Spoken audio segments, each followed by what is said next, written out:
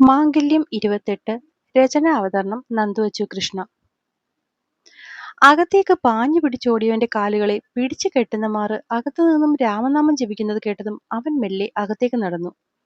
പുറത്തേക്കിട്ടിരിക്കുന്ന light ഒഴിച്ചാൽ സിറ്റൗട്ടിലെ ചെറിയ മഞ്ഞ വെളിച്ചമേ പുറത്തുനിന്ന് കാണാൻ പറ്റുന്നുള്ളൂ. അടുത്തേക്ക് ചെന്നപ്പോൾ കണ്ടു, വിളക്ക് കത്തിച്ചുവെച്ച് നാമം ജപിക്കുകയാണ് എല്ലാവരും. ഇതിനു മുന്നേ ഈ സമയത്ത് 1-2 തവണ വന്നിട്ടുണ്ടെങ്കിലും ഇങ്ങനെയൊന്നും കണ്ടിട്ടില്ല. അതിന്റെ ഒരു കൗതുകത്തിൽ അകത്തേക്ക് കയറിയവൻ കാണുന്നത് ശ്രുതിശുദ്ധമായി നാമം ജപിക്കുന്നവളെയാകും. അവളാകും എന്നൊരു തോന്നലുണ്ടായിരുന്നെങ്കിലും അതിലും അവനെ അത്ഭുതപ്പെടുത്തിയത് അവളുടെ മടിയിലിരുന്ന് കൈകൂപ്പി രാമം ജപിക്കുന്ന തന്റെ മകളെ കണ്ടപ്പോഴാണ്. ഒരു നിമിഷം അവന്റെ ഹൃദയം ആർദ്രമായി. മിഴിക്കോണിൽ പൊടിഞ്ഞ കണ്ണുനീർ എന്തൊക്കെയോ അവൻ സ്വപ്നം കണ്ട ഒരു ചിത്രത്തെ ബാക്കിയായിരുന്നു. പണ്ട് അമ്മയുണ്ടായിരുന്ന സമയത്ത് ദിവസവും വൈകുന്നേരം വിളക്ക് കത്തിച്ച് നാമം ചെല്ലണമെന്ന് അമ്മയ്ക്ക് നിർബന്ധമായിരുന്നു. അച്ഛന് അതൊക്കെ വലിയ പാടായിരുന്നെങ്കിലും അമ്മയ്ക്ക് വേണ്ടി എന്നും വൈകുന്നേരം നാമം ചൊല്ലുമ്പോൾ കൂട്ടായി ആ കോലയിൽ അച്ഛനും ഉണ്ടാകും. താനും ചേച്ചിയും പിന്നെ പണ്ടേ അമ്മയ്ക്കൊപ്പം നാമം ജപിക്കും.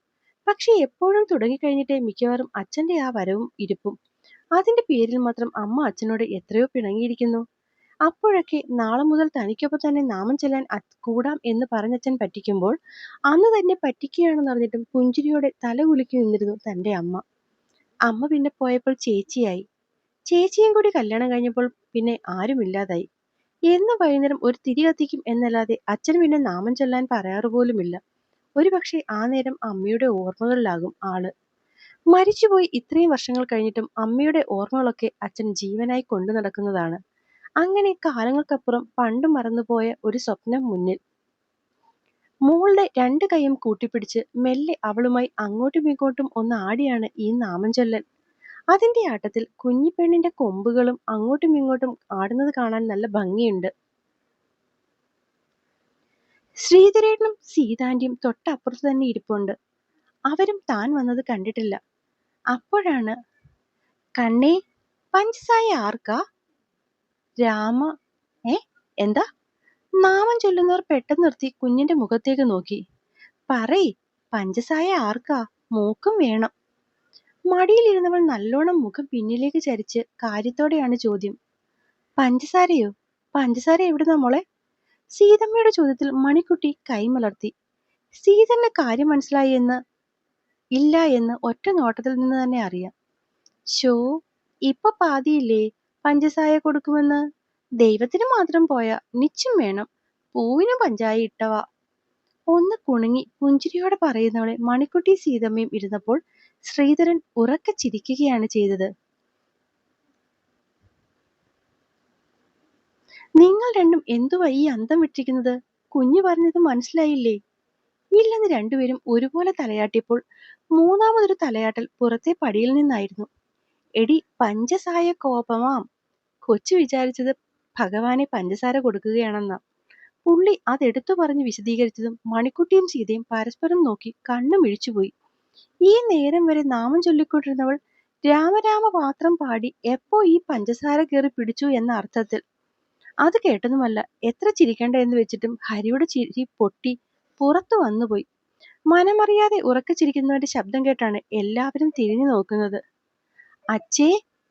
ഒറ്റ നോട്ടത്തിൽ കുഞ്ഞ് ഹരിയുടെ കയ്യിലേക്ക് ചാടിയപ്പോഴും വന്ന ചിരി മുഴുവനാക്കി ചുവരിലെ തൂണിൽ കൈപിടിച്ച് മകളെയും എടുത്ത് ചിരിച്ചു നിൽക്കുന്നവനെ കണ്ടുകൊണ്ടാണ് ശ്രീധരനും സീതയും മണിക്കുട്ടിയും പരസ്പരം നോക്കിയത്.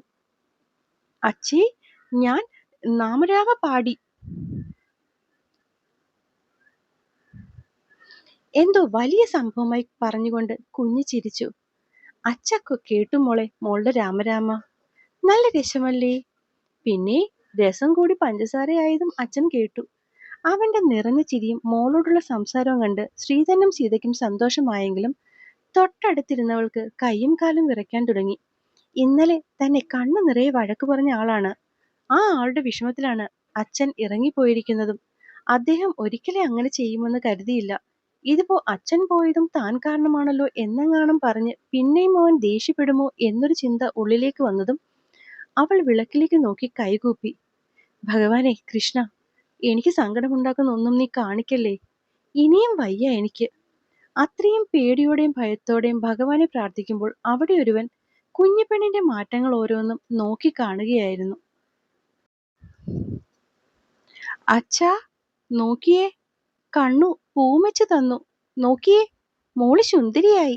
അവളുടെ കൊമ്പ് കെട്ടിവെച്ച മുടികൾ ഒന്നിൽ തിരികെ വെച്ചിരുന്ന കുടമുല്ലപ്പൂവ് പെണ്ണിന്റെ ഇളക്കത്തിൽ മടിയിലേക്ക് വീണു.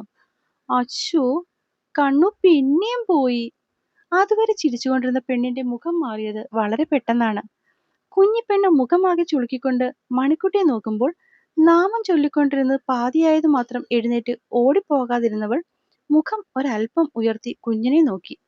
അവളുടെ പേടിച്ചരണ്ടുള്ള ഇരിപ്പും കുഞ്ഞിനെ പോലും നോക്കാനുള്ള പാവത്തിന്റെ ഭയപ്പാടും ആ കണ്ണിൽ കണ്ടതും ഹരിക്ക് ഉള്ളൊന്ന് വിങ്ങി. കണ്ണേ, നോച്ച്, നിന്റെ പൂ പോയി. മണിക്കുട്ടി മറുപടി ഒന്നും പറയുന്നില്ലെന്ന് കണ്ടതും പെണ്ണിന്റെ ചുണ്ട് പിന്നെയും വിതുമ്പി. ആർത്ത് കരയാനുള്ള ഭാവമായി അതെന്ന് കണ്ടതും മണിക്കുട്ടി വേഗം അവൾക്ക് നേരെ കൈനീട്ടി. ഒന്നുമില്ലടാ പൊന്ന, അതിപ്പോ കണ്ണു വെച്ചു തരില്ലേ. നാമം ചൊല്ലുന്നത് നിർത്തി അവൾ കൈനീട്ടി അടുത്തേക്ക് വിളിച്ചതുമല്ല, മോള് ഓടിപ്പോയി മടിയിലിരുന്നു. അങ്ങനെ വന്നിരുന്ന കുഞ്ഞിനെ ഇടതു തുടയിലേക്ക് കയറ്റിയിരുത്തി അവൾ ചുരുട്ടിപ്പിടിച്ചിരുന്ന പൂവിനെ മെല്ലെ ഒന്ന് വിടർത്തിക്കൊണ്ട് കുഞ്ഞു കൊമ്പ് കെട്ടിരുന്ന റബ്ബറിനടിയിലേക്ക് അവൾ ആ പൂ സൂക്ഷിച്ചു വെച്ചു കൊടുത്തു. വെച്ചല്ലോ, ഇപ്പൊ കണ്ണിന്റെ പൊന്ന് സുന്ദരിയായല്ലോ. അവള് ആ കുഞ്ഞിക്കവളിൽ രണ്ടും പിടിച്ച് ഒന്ന് കൊഞ്ചിക്കൊണ്ട് അമർത്തിയൊരു ഉമ്മ കൊടുത്തതും മോള് ഉറക്കി ചിരിച്ചു. പൊന്നാ. കുഞ്ഞിന്റെ ചിരി കണ്ടാൽ മണിക്കുട്ടി ആ മൂക്കിൻ തുമ്പിലൊന്ന് നുള്ളി ഉമ്മ വെച്ചു. അതോടെയായതും പെണ്ണ് ശരീരമൊക്കെ ഒന്ന് ചുരുക്കിക്കൊണ്ട് മുഖമൊക്കെ ചുളിച്ചു പിടിച്ച് കണ്ണുപൊത്തി ചിരിച്ചു. അച്ചോടാ, എന്റെ പൊന്നിന് നാണം വന്നല്ലോ. ഒരു നിമിഷം ചുറ്റുമുള്ള എല്ലാവരെയും മറന്നെന്ന പോലെ അവരുടെ മാത്രം ലോകം. അവിടെ കണ്ണും കണ്ണിന്റെ പൊന്നും മാത്രമായി. സത്യം പറഞ്ഞാൽ ആ നേരത്ത് ഞെട്ടിപ്പോയത് ഹരിയായിരുന്നു. ഇന്ന് വരെ പൂവ് മറ്റാരോടും ഇങ്ങനെയൊന്നും ഇടാൻ ആവശ്യപ്പെട്ടിട്ടില്ല. ചേച്ചി വന്നാൽ പോലും കെട്ടിപ്പിടിക്കുകയും ഉമ്മ കൊടുക്കുകയും ഒക്കെ ചെയ്യാറുണ്ടെങ്കിലും ഇങ്ങനെ ഒരു ബോണ്ടിങ് അവർക്കിടയിൽ പോലും ഇല്ല. അതിലും അധികം അവനെ അത്ഭുതപ്പെടുത്തിയത് കുറച്ചു ദിവസം മുന്നേ അവൾ കള്ളി എന്ന് വിളിച്ച് എന്തോരം വഴക്കുണ്ടാക്കിയവളോടാണ് ഇന്നിപ്പോൾ ഇത്രയും സ്നേഹത്തോടെ മടിയിൽ കയറിയിരുന്ന് കൊഞ്ചുന്നത് എന്നുള്ളതായിരുന്നു. ഇനി പോവോ? തലയിലിരിക്കുന്ന പൂവിൽ മെല്ലെ തൊട്ടുകൊണ്ടാണ് ചോദ്യം. പൊന്ന് ഇടയ്ക്കിടെ തൊട്ടില്ലെങ്കിൽ അത് അവിടെ തന്നെ കാണും. അവളുടെ മൂക്കിൽ മൂക്ക് വെച്ചൊന്ന് ഉരസി കുഞ്ഞിക്കുമ്പിൽ ചെറുതായിട്ട് ഇക്കിളിപ്പെടുത്തിക്കൊണ്ട് മണിക്കുട്ടി പിന്നെയും പറഞ്ഞതും കുഞ്ഞ് പിന്നെയും കക്കട്ടം പൊട്ടിച്ചിരിച്ചു. അപ്പൊ നാ അരിയെ ഇത് കാണിച്ചട്ടെ. മടിയിൽ നിന്നിറങ്ങി കുഞ്ഞു പറഞ്ഞതും അവൾ വെപ്രാളപ്പെട്ടുകൊണ്ട് ഹരിയെ നോക്കി. ഇത്തിരി നേരത്തേക്കാണെങ്കിലും അവന്റെ സാന്നിധ്യം മറന്നുപോയതിൽ അവൾ സ്വയം പരിതപിച്ചു. ആ മുഖത്തുള്ള ഭാവം എന്താണെന്നറിയാനുള്ള ആഗ്രഹം ഉള്ളിലുണ്ടായിരുന്നെങ്കിലും അത്രയും ദിവസത്തെ അനുഭവം വെച്ച് ഒന്നുകൂടി ആ മുഖത്തെ വെറുപ്പ് കാണാൻ വയ്യാത്തതുകൊണ്ട് മാത്രം അവൾ പെട്ടെന്ന് വിളക്കിലേക്ക് നോട്ടം മാറ്റി. ഇതേ സമയം വേഗത്തിൽ നാമം ചൊല്ലുന്നവളുടെ ചുണ്ടുകളുടെ ധൃതിയും പൂവ് താഴെ വീഴുമോന്ന് പേടിച്ച് കുഞ്ഞിക്കാല് പതുക്കെ വെച്ചു വരുന്ന മോളിലും മാത്രമായി ഹരിയുടെ ശ്രദ്ധ. അപ്പോഴൊക്കെ ഹരിയെയും മണിക്കുട്ടിയെയും കുഞ്ഞിനെയും നോക്കി കാണുകയായിരുന്നു മുന്നിലിരുന്ന ശ്രീധരനും സീതയും. ഹരി വന്നിരുന്ന് ചിരിച്ചപ്പോൾ തന്നെ അവരുടെ മനസ്സൊന്ന് തണുത്തിരുന്നു. ഇപ്പൊ പിന്നെ മണിക്കുട്ടി കുഞ്ഞിനോട് ഇത്രയുമൊക്കെ പറഞ്ഞപ്പോഴും മടിയിലിരുത്തി കൊഞ്ചിച്ചപ്പോഴുമൊക്കെ അവളെ ദേഷ്യമില്ലാതെ നോക്കുന്ന ഹരിയുടെ മുഖം അവർക്ക് നൽകിയ സമാധാനം ചെറുതൊന്നും ആയിരുന്നില്ല.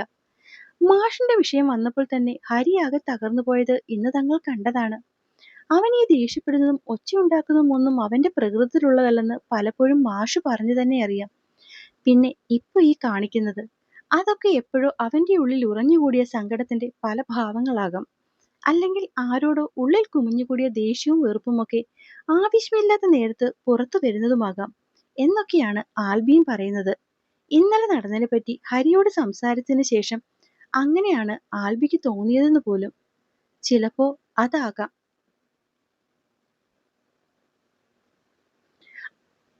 അവന്റെ സാഹചര്യങ്ങളും ബന്ധങ്ങളും അതാണല്ലോ അവന് നൽകിയത്. ഒരു നെടുവീർപ്പോടെ ശേഖരൻ ഓർക്കുമ്പോൾ കുറച്ചേ മുന്നേ വരെ മിഴിക്കോണിൽ ഉരുണ്ടുകൂടിയ സങ്കടം മറന്നവൻ ഇപ്പോഴെങ്കിലും ഒന്ന് ചിരിച്ചല്ലോ എന്നുള്ള സന്തോഷമായിരുന്നു സീതയിൽ. അരി, അരിയും വാ, നമുക്ക് രാമരാമ പാടാം. താൻ മടിയിൽ നിന്ന് എഴുന്നേറ്റിട്ടും ചെറിയ ശബ്ദത്തിൽ രാമനാമം ജപിക്കുന്നവളെ കണ്ട് അവളുടെ മടിയിലേക്ക് ഇരിക്കാൻ പോയവൾ എഴുന്നേറ്റ് നിന്നുകൊണ്ട് ഹരിയുടെ കൈയും പിടിച്ചു വലിച്ചു. പെണ്ണിന്റെ ഉറക്കെയുള്ള വിളിയിൽ മണിക്കുട്ടി ഞെട്ടി ഹരിയെ മോളെ നോക്കി. അങ്ങനെ ഒരു സാഹചര്യം പ്രതീക്ഷിക്കാത്തത് തന്നെ ഹരിയിലും ഞെട്ടലായിരുന്നു അധികവും. അരി വാ, കണ്ണു ഇപ്പൊ തീർന്നു പോവും. അമ്പരപ്പോടെയാണെങ്കിലും നാമം ചൊല്ലിക്കൊണ്ടിരുന്നവൾ പെട്ടെന്ന് അവരിൽ നിന്നും മുഖം മാറ്റി. അരി, വേണ്ട പൂവേ, മോള് പോയി നാമം ചൊല്ലിക്കോ. അച്ഛ ഇവിടെ ഇരിക്കാം. പറ്റില്ലെന്ന് അവളുടെ മുഖത്ത് നോക്കി പറഞ്ഞാൽ അടുത്തതെന്താണ് സംഭവിക്കാൻ പോകുന്നതെന്ന് ഏകദേശം രൂപമുള്ളവൻ സമാധാനത്തിൽ കുഞ്ഞിനോടായി അങ്ങനെ പറഞ്ഞു.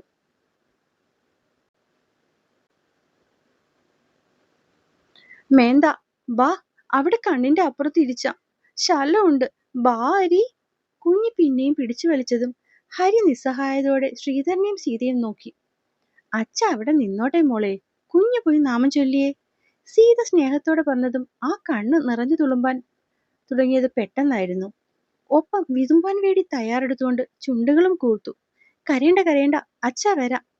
ത്രിസന്ധ്യയ്ക്ക് കുഞ്ഞിനെ വെറുതെ കരയിക്കില്ലേ ഹരി എന്നുള്ള അച്ഛന്റെ ശബ്ദം ചെവിയിലേക്ക് വന്നടിക്കും പോലെ തോന്നിയതും അവൻ പെട്ടെന്ന് കയറി പറഞ്ഞു, ബാ, ബേം ബാ. പൂവ് അവന്റെ കൈയും പിടിച്ചുകൊണ്ട് നടന്നു. എന്നെ വായിക്കുകയും കേൾക്കുകയും ചെയ്യുന്ന എൻ്റെ എല്ലാ കൂട്ടുകാരും കഥ ഇഷ്ടമാകുന്നുണ്ടെങ്കിൽ സബ്സ്ക്രൈബ് ചെയ്ത് സപ്പോർട്ട് ചെയ്യാൻ മറക്കല്ലേ. നന്ദി.